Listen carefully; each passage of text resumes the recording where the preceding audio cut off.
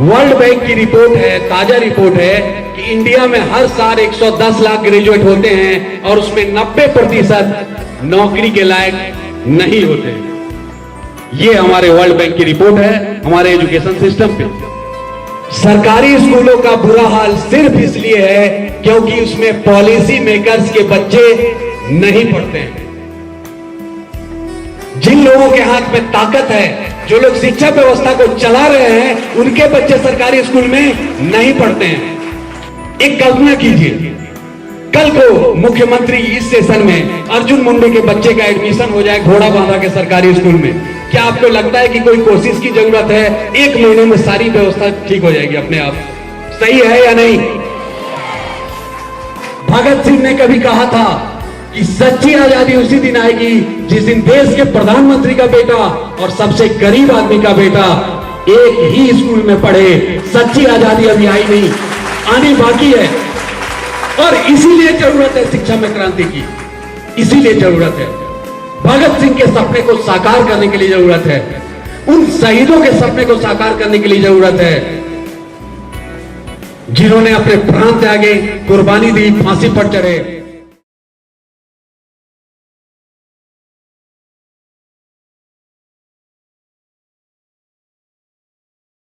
लेकिन मूल सवाल यह है कि क्या आईआईटी में घुसना ही शिक्षा है? क्या आईआईटी में बच्चे घुसते हैं, पढ़ के निकलते हैं और उसके 20 साल नौकरी के बाद वे कहाँ हैं, कितने सक्सेसफुल हैं और कितने खुश हैं? मेरे हिसाब से शिक्षा सिर्फ पढ़ाई में नहीं होती है। मुझे नहीं लगता है, लोग क्यों कहते हैं कि सिर्फ जो पढ़ लिया वही शिक्षक है। शिक्षा अगर एक इंसान को एक सभ्य समाज में सभ्य इंसान ना बना सके तो शिक्षा नहीं है।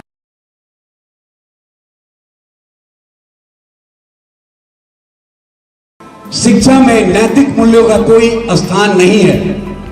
इधर कुछ दिनों पहले इसी शिक्षक दिवस को 5 सितंबर को जमशेदपुर के एक लीडिंग डेली यानी प्रभात खबर ने अपने फ्रंट पेज पर एक सर्वे छापा। सर्वे में सब्जेक्ट था, क्या आज के दौर के शिक्षकों ने अच्छा इंसान गढ़ने के बजाय अपनी भूमिका सिर्फ विषय पढ़ाने तक सीमित कर ली है? 81% लोगों ने जवाब दिया था हाँ। तो हमारा दूसरा जो सब्जेक्ट है, दूसरा जो पॉइंट है वो है मार्कशीट। आप एग्जाम देते हैं, आपको एक मार्कशीट हासिल होता है। जरा गौर से सुनिएगा, आप एग्जाम देते हैं, आपको एक मार्कशीट हासिल होता है। लेकिन क्या मार्कशीट एक आदमी के बारे में पूरी कहानी कहता है? अभी का एग्जामिनेशन सिस्टम ये देखता है कि एक आदमी ने कितना रटा है, ना कि कितना समझा है। बहुत फर्क है इन चीजों में। मेरे पास उस न्यूज़पेपर का कटिंग है, मैं चाहे तो आप सभी को दिखा भी सकता हूं। कुछ सालों पहले की बात है, इंडिया के एक गेस्ट प्रोफेसर हार्वर्ड यूनिवर्सिटी में गए। वहां पर उन्होंने देखा कि ग्रेजुएशन का एग्जाम चल रहा था और उसमें ऑप्शन दिए गए थे। ध्यान से सुनिए, ताज्जुब लगेगा आपको। हार्वर्ड यूनिवर्सिटी में ग्रेजुएशन के एग्जाम के ऑप्शन दिए गए थे और उसमें यह शामिल था कि चाहे तो आप अपना आंसर बुक 3 घंटे में दे सकते हैं, या 3 दिन में, या 10 दिन में। क्यों ताज्जुब लगाया सुन के? नहीं, यस और नो? इंडिया में ऐसा संभव लगता है?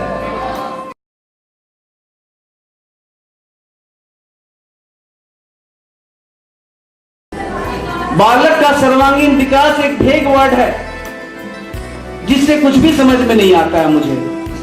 मैं थोड़ा कम पढ़ा लिखा हूं, कृपया आप एक पर्टिकुलर बात बोलें कि उसे बलवान होना चाहिए या बुद्धिमान होना चाहिए या रेस में फर्स्ट होना चाहिए या खेल में फर्स्ट होना चाहिए या चित्रकला में निपुण होना चाहिए या बोलने की वक्तृत्व कला में निपुण होना चाहिए या उसकी मेमोरी पावर शार्प होनी चाहिए या उसे अच्छी मैथमेटिक्स आनी चाहिए? क्या चाहिए?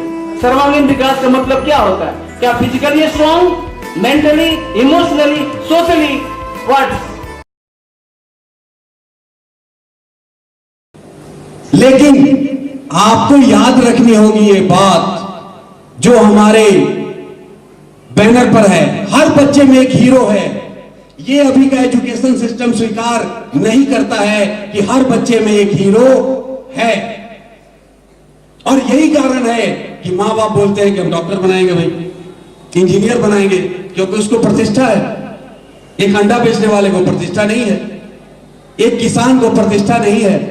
इसी बात पर हमारी शर्त लग गई कुछ दिनों पहले, जब मैं इनवाइट करने गया था भारत सेवाश्रम संघ सोनारी। हेडमास्टर ने कहा, मैंने कहा आज टीचर बनना ही कौन चाहता है? आपका जो 3rd ग्रेड का स्टूडेंट है वो टीचिंग के पेशे में आ रहा है, तो आपके टीचर, आपके शिक्षण व्यवस्था का बुरा हाल तो होगा ही। उसने कहा ऐसा नहीं है। मैंने कहा चलो प्रयोग तो हो जाए। क्लास 10A में मैं गया, तकरीबन 60 बच्चे थे। तकरीबन 30 बच्चों ने कहा कि वो डॉक्टर और इंजीनियर बनना चाहते हैं। तकरीबन 15 बच्चों ने कहा कि वो एसपी या कलेक्टर बनना चाहते हैं। कुछ एक लोग थे जिन्होंने कहा कि कोई अकाउंटेंट होना चाहता है, कोई एयर होस्टेस। 60 में से सिर्फ एक बच्चे ने कहा कि वो टीचर बनना चाहता है। और किसान, एक भी बच्चे ने नहीं कहा कि वो किसान बनना चाहता है। ये हालत है हमारे देश की, ये हालत है हमारे शिक्षा व्यवस्था की। हमने मेंटल चीजों को इतना आगे कर दिया है, फिजिकल लेबर को डाउनग्रेडेड कर दिया है, यानी शारीरिक मेहनत की कोई कीमत नहीं रहने दी हमने अपने एजुकेशन सिस्टम में। शिक्षा का अधिकार कानून लागू हो गया है। अब आप एक इनोसेंट बच्चे को लीजिए जो ना दिमागी रूप से मजबूत है, ना उसका आप स्क्रीनिंग टेस्ट ले पाएंगे। अब आप उसको इंजीनियर और डॉक्टर बन के दिखाइए और दम ठोकिए कि आप कितने इंजीनियर डॉक्टर निकाल पाएंगे। क्योंकि अर्जुन को सिलेक्ट करके उसको जो है एक सुपरफिशियल ट्रेनिंग देने की बात पहले हुआ करती थी। अब आप एक इनोसेंट बच्चे को अर्जुन बन के दिखाइए हमें, तब हम मानेंगे कि आप क्वालिटी एजुकेशन देते हैं। मजा तो तब आए जबकि जमशेदपुर के 5 बड़े स्कूलों को सिलेक्ट किया जाए और उनको सीधे पोटका के पहाड़ों से 100 बच्चे नर्सरी में दे दिए जाए।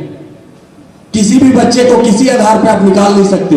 उन सारे बच्चों में जिस दिन वो 50% भी फर्स्ट डिवीजन निकाल देंगे, उस दिन मैं खुद फांसी पर लटकने को तैयार हूं।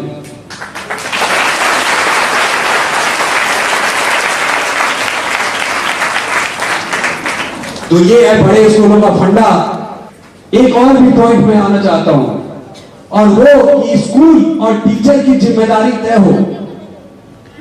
बड़ा अजीब फंडा है भाई। डॉक्टर बना, बड़े स्कूलों का देखिए फंडा देखिए, डॉक्टर बना हमारी वजह से बना, इंजीनियर बना हमारी वजह से बना, क्रिमिनल बना तो अपने कारण बना। जब डॉक्टर, इंजीनियर और आईएएस बनाने का क्रेडिट आप लेंगे तो आप ही को डिस्क्रेडिट भी लेना होगा कि आपने ही क्रिमिनल भी बनाए, आपने ही असफल लोग बनाए, आपने ही बेरोजगार लोग बनाए। हमने 2 इंडिया बनाया है, याद रखिए, 2 इंडिया। एक सीबीएसई और आईसीएसई के महंगे इंग्लिश स्कूलों का इंडिया, और दूसरा सरकारी और हिंदी मीडियम वाला, लैंग्वेज मीडियम वाला इंडिया। यानी हम चाहते हैं कि सीबीएसई और आईसीएसई के जो बड़े बड़े महंगे स्कूल, इंग्लिश स्कूल हैं, उनसे हम अफसर बनाएं, और ये जो सरकारी स्कूल है उससे ब्रेड लेबर बनाएं।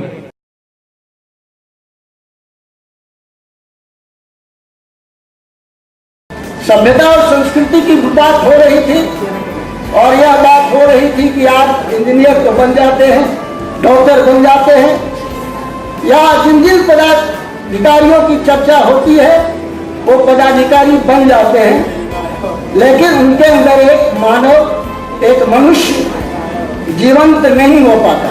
समाज जैसे जैसे बदलता है, विचार लोगों के बदलते हैं, लोगों के प्लानिंग बदलते हैं, लोगों के एम्बिशन बदलते हैं। आज भौतिकता के जिस स्तर पर समाज चला जा रहा है, समाज वैसा ही रहे और शिक्षा में पूरा परिवर्तन हो जाए, यह असंभव है। समाज को भी बदलना पड़ेगा, एक नई रूपरेखा समाज को तैयार करनी पड़ेगी, और उसी हिसाब से शिक्षा भी बदलेगी। मैं ऐसा नहीं कहता कि जितने भी आत्महत्याएं शहर में हो रही हैं सब शिक्षा के तनाव की वजह से ही है, और भी बहुत से कारण हैं, लेकिन यह भी कारण एक बहुत बड़ा कारण है। मेरा समझ से हमारे शिक्षा व्यवस्था में शिक्षक को सबसे ज्यादा महत्व प्रदान करना चाहिए और उसी व्यक्ति को शिक्षक चुनना चाहिए जो आत्मशक्ति संपन्न हो, जो व्यक्ति ध्यानी हो। हर स्कूल में उस व्यक्ति का, उस छात्र छात्रा का जो गुण है, अंतर्निहित गुण है, उसको विकसित करने के लिए ऐसा प्रयोगात्मक परीक्षण हो जिससे वो अपना गुण का विकास कर सके। ये व्यवस्था में जो देश चल रहा है, इसका नतीजा हुआ कि देश में आदमी की बहुत ही कमी है। आदमी कहाँ पैदा होता है? आदमी अगर पैदा होता तो आज इस देश का 245 IAS IPS ऑफिसर जेल में नहीं होता। जेल में क्यों गया? इतने बड़े, क्योंकि उसको केवल डिग्री मिली है, वो शिक्षित नहीं हो सका है, शिक्षा का संस्कार उसको नहीं मिला है।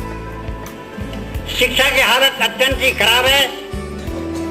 आज शिक्षक बनने से अधिक लोग चाहते हैं कि हम सिपाही बन जाए, ट्रैफिक का सिपाही बने, थाना में हमारा पोस्टिंग हो। ये किसकी सोच है? किस प्रकार की शिक्षा हमने उसके बाप को दी थी, उसके बाबा को दी थी, और आज इसको हम दे रहे हैं। देश को तो बर्बाद किया है इस ढंग की शिक्षा दे करके। इसका विरोध आवश्यक है।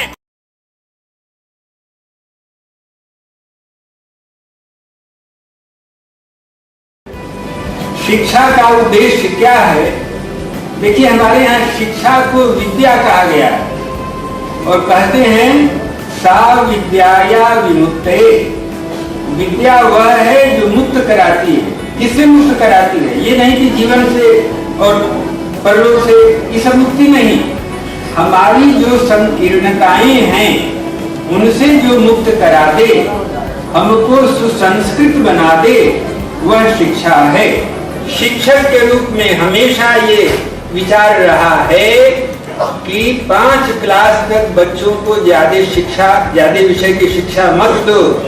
3 आवर्स रीडिंग, राइटिंग, अर्थमेटिक। बच्चा पुस्तक पढ़ने लगे, लिखने लगे और गणित लगाने लगे, जोड़ घटाव गुणा भाग चक्रवृद्धि ब्याज वगैरह। इतना अगर कर ले तो 5वीं क्लास तक बहुत है। आजकल वो दुनिया भर का वो कंप्यूटर सिखा रहे हैं। पता नहीं कभी 4वीं में नहीं सीखेगा, 8वीं में सीखेगा तो क्या पूरा हो जाएगा हाल देश का। जनरल नॉलेज जीके पढ़ा रहे हैं। कौन मुख्यमंत्री है झारखंड का? लड़का एक दिन देखे, लड़का लड़ रहा था, झारखंड का मुख्यमंत्री मधुपुरा है। मैंने कहा तो किताब में लिखा हुआ है। जब किताब में लिखा हुआ है, किताब बदल गई, मधुपुरा जेल गया, बेचारा रट रहा है। तो इस प्रकार से बच्चों के ऊपर अनावश्यक बोझ मत दो। बच्चे अपने विषय का जितना भी ज्ञान प्राप्त करें, अगर उनकी थोड़ी उम्र हो जाती है, मैच्योर हो जाते हैं, तो विषयों को समझने लगेंगे। हमारे समय में तो ना कंप्यूटर था, ना हमारे समय में जीके था, ना हमारे समय में रटते थे। तो ऐसा तो नहीं था कि हम लोगों ने जो पढ़ाई की उसमें कोई कमी रही या कोई ज्ञान नहीं मिला।